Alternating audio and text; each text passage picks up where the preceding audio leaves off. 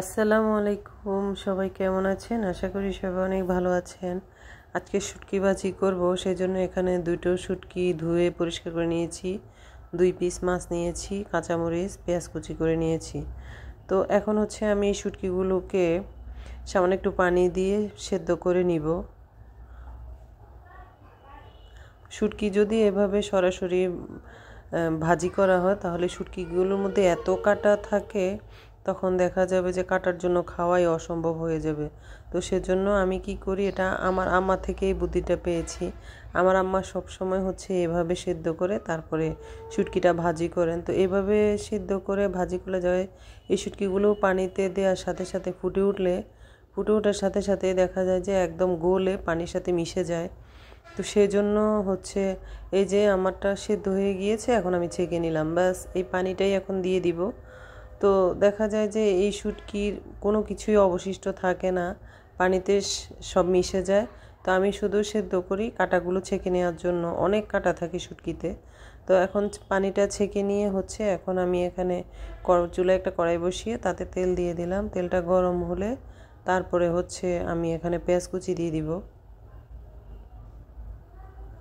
এই শুটকিটা হলে ভাতের সাথে আর কিছুই লাগে না, এত মজা হয় এই শুটকিটা, অনেক মজা। আমি সবসময় এভাবেই শুটকিটা ভাজি করি।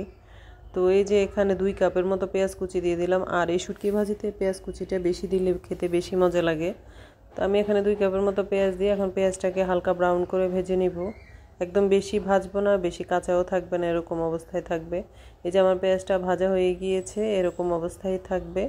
তো এখানে হচ্ছে আমি একটা মশলা করে নিয়েছিলাম, এখানে সামান্য হাফ চা চামচ আদা বাটা, তারপরে হচ্ছে এখানে 2 টেবিল চামচের মতো রসুন বাটা, তারপরে 1 টেবিল চামচ পেঁয়াজ বাটা দিয়ে আর হলুদ লবণ মরিচ একসাথে দিয়ে তারপরে আমি মশলাটা করে নিয়েছি। তারপরে এখানে দিয়ে দিলাম হচ্ছে মাছটাকে কাটা বেছে তারপরে রেখে দিয়েছিলাম। তারপরে এখানে কাঁচামরিচও দিয়ে দিলাম, দিয়ে তারপরে এখন এখানে এই যে শুটকির পানিটা দিয়ে দিলাম। বেশ আমার শুটকি ভাজিটা এখন হতে থাকবে, সব কিছুই দিয়ে দিলাম, এখানে এক্সট্রা আর কোনো কিছুই দিতে হবে না। আর আপনারা যারা এখনও এভাবে শুটকি ভাজি করে খান নাই, অবশ্যই আমার এই রেসিপিটা খেয়ে দেখবেন, তো বুঝতে পারবেন যে আমার এই রেসিপিটা কেমন মজা হয়েছিল। গরম গরম ভাতের সাথে এই রেসিপি হলে অন্য কোনো তরকারির প্রয়োজনই পড়ে না। তো আমি কি করি, সবসময় একবারে বেশি করে করে রেখে দিই, তারপর আমি সবসময় ভাতের সাথে এটা খাই। দেখা যায় আমি ভাতের সাথে আর অন্য তরকারি আমার লাগেই না। আমার অনেক পছন্দের একটা ভাজি এই শুটকি ভাজি। তো যারা শুটকি খেতে পছন্দ করে না তারা এভাবে বাসায় ট্রাই করে দেখতে পারেন।